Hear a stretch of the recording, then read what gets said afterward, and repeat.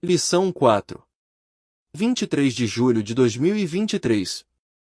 Quando a criatura vale mais que o Criador. Texto áureo. Pois mudaram a verdade de Deus em mentira, e honraram e serviram mais a criatura do que o Criador, que é bendito eternamente. Amém. Romanos capítulo 1 verso 25. Verdade prática. A exaltação da criatura acima do Criador é a usurpação da glória divina pela mentira e vaidade humana. Leitura bíblica em classe. Romanos capítulo 1 versos 18 ao 25. Porque do céu se manifesta a ira de Deus sobre toda impiedade e injustiça dos homens que detêm a verdade em injustiça. Porquanto o que de Deus se pode conhecer nele se manifesta, porque Deus o manifestou. Porque as suas coisas invisíveis, desde a criação do mundo, tanto o seu eterno poder como a sua divindade, se entendem e claramente se veem pelas coisas que estão criadas, para que eles fiquem inexcusáveis. Porquanto, tendo conhecido a Deus, não o glorificaram como Deus, nem lhe deram graças, antes, em seus discursos se desvaneceram, e o seu coração insensato se obscureceu.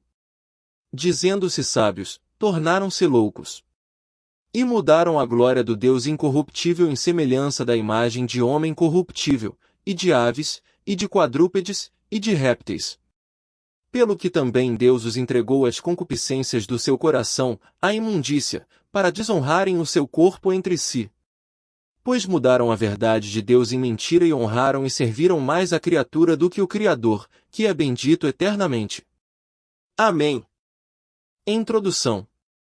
A soberba e a insensatez do homem ímpio mantém afastado da verdade de Deus. Com o advento da revolução do pensamento, o ser criado passou a priorizar cada vez mais a criatura em detrimento do Criador. A auto-idolatria, o coração perverso e a escolha pelos prazeres da carne colocaram a raça humana em inimizade contra Deus. A lição de hoje é um alerta acerca do que ocorre quando Deus deixa de ser a medida de todas as coisas. Tópico 1. O desprezo à verdade. Subtópico 1. A impiedade e a injustiça. O termo impiedade é a tradução do grego azebeia, que significa irreligiosidade. Ele refere-se à decisão do ser humano de viver como se Deus não existisse. Já o vocábulo injustiça vem do grego adikia e significa sem retidão. A palavra carrega a ideia de não ser reto diante de Deus e nem com o próximo. Ambas as palavras revelam a situação geral da humanidade não regenerada, sua idolatria, o culto à criatura, a perversidade e a depravação moral que expressam a decisão deliberada do homem em desprezar a verdade divina. Essa investida contra o temor a Deus e a relativização do pecado aprisiona e cauteriza a consciência humana. Tais ações provêm da recusa do homem em glorificar o Criador. Subtópico 2. A insensatez humana. O apóstolo Paulo assegura que a revelação geral de Deus, por meio da natureza, faz com que o ser humano possua o conhecimento sobre o Criador. Por isso, ninguém pode ser indesculpável acerca da realidade divina nem de seu eterno poder. Não obstante, mesmo em contato diário com essa revelação, o homem iníquo não glorifica a Deus nem lhe rende graças. Em lugar de reconhecer o Criador, o ser criado age como se não fosse criatura e se comporta como se fosse divino.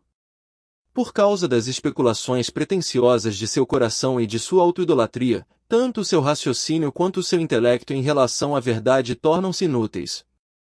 Suas ideologias rejeitam, pervertem e substituem a verdade de Deus pela mentira do homem. Dessa insensatez resulta a idolatria e a perversão moral. Subtópico 3. O culto à criatura.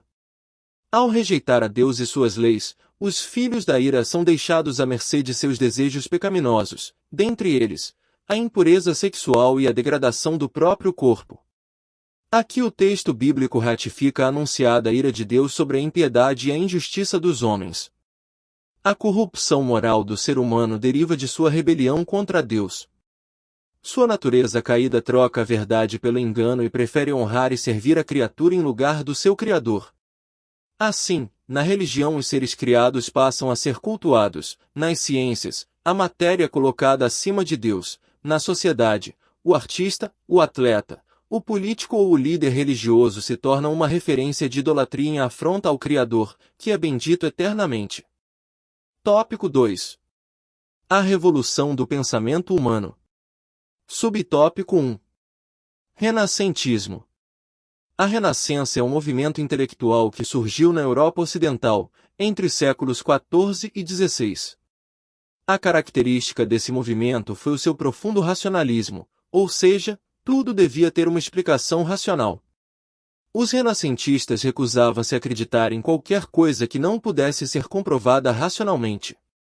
Durante esse período, que coincide com o início da Idade Moderna, que os historiadores marcam a partir da tomada dos otomanos pelos turcos em 1453 até a 1789, Revolução Francesa, a visão teocêntrica, em que Deus era a medida de todas as coisas, foi mudada por uma concepção antropocêntrica, em que o homem se tornava a única medida de todas as coisas.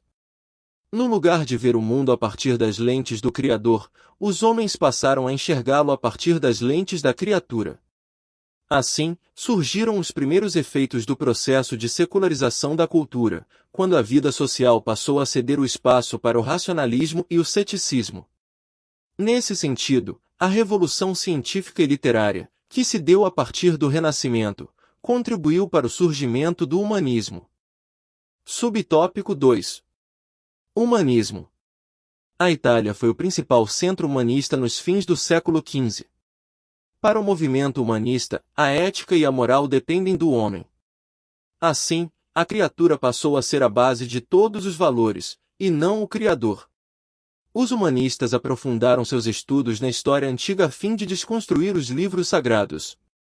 De positivo, destaca-se a valorização dos direitos do indivíduo. Porém, esta não é uma bandeira própria do humanismo.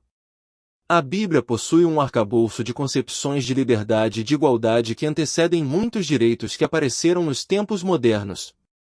Destaca-se, ainda, que a Escritura ensina a igualdade entre raças, classe social e de gênero. Subtópico 3. Iluminismo e pós-modernismo. O iluminismo surgiu na Europa, entre os séculos 17 e 18. Seus adeptos rejeitavam a tradição, buscavam respostas na razão, entendiam que o homem era o senhor do seu próprio destino e que a Igreja era uma instituição dispensável. Já a pós-modernidade, ou modernidade líquida, surge a partir da metade do século XX. Sociólogos observam que a sociedade deixou de ser sólida e passou a ser líquida. Isso quer dizer que os valores que eram absolutos tornaram-se relativos. Nesse aspecto, a coletividade foi substituída pelo egocentrismo em que os relacionamentos se tornaram superficiais. Nesse contexto, os dois grandes imperativos que marcam esse movimento foram o hedonismo e o narcisismo. Na busca do bem-estar humano tudo se torna válido, tais como o uso das pessoas, o abuso do corpo, a depravação e o consumismo desenfreado. Tópico 3. Tipos de autoidolatria. Subtópico 1. Idolatria da autoimagem. A idolatria é tudo que se coloca no lugar da adoração a Deus. Nesse caso, podemos dizer que o culto à autoimagem é uma forma de idolatria. Enquanto Cristo reflete a imagem de Deus, o narcisismo humano reflete a natureza do pecado. O apóstolo Paulo retrata o homem caído como uma pessoa egoísta, amante de si mesmo, avarenta, amante do dinheiro, odiosa, sem amor para com o próximo, rebelde, sem amor para com Deus, e hedonista, amante dos deleites. Desse modo, uma pessoa não regenerada tem a necessidade de autopromover-se, desenvolvendo uma opinião elevada de si mesmo. Ela também anseia por reconhecimento e, de modo ilícito, busca estar sempre em evidência. Contrária à autoidolatria, a Bíblia ensina que a primazia é de Cristo, não do homem. Subtópico 2. Idolatria no coração. O coração se refere às emoções, à vontade e ao centro de toda a personalidade. Ele também é descrito como enganoso e perverso, pois do seu interior saem os maus pensamentos, as imoralidades, a avareza, a soberba e a insensatez. Em vista disso, Deus condena a adoração de ídolos no coração. Infelizmente, algumas pessoas chegam a aparentar que adoram a Deus, mas na verdade servem aos ídolos em seus corações. Assim, quem não teme a Deus, traz a idolatria no seu íntimo quando prioriza a reputação pessoal, busca o prazer como bem maior, nutre tendências supersticiosas e possui excessivo apego aos bens materiais. Ao contrário dessa postura, a fim de não pecar, somos advertidos a guardar a palavra de Deus no coração. Subtópico 3. Idolatria sexual. A falha no controle dos impulsos sexuais está associada à sensualidade, imoralidade e libertinagem. A concupiscência da carne caracteriza quem é dominado pelo pecado sexual. Não se trata apenas da prática do ato imoral, mas da busca intencional e compulsiva pelo prazer sexual ilícito. É o altar da idolatria sexual edificado no coração. Então, a adoração a Deus é trocada pelo culto ao corpo a fim de satisfazer o ídolo da perversão e da lascívia por meio de pecados.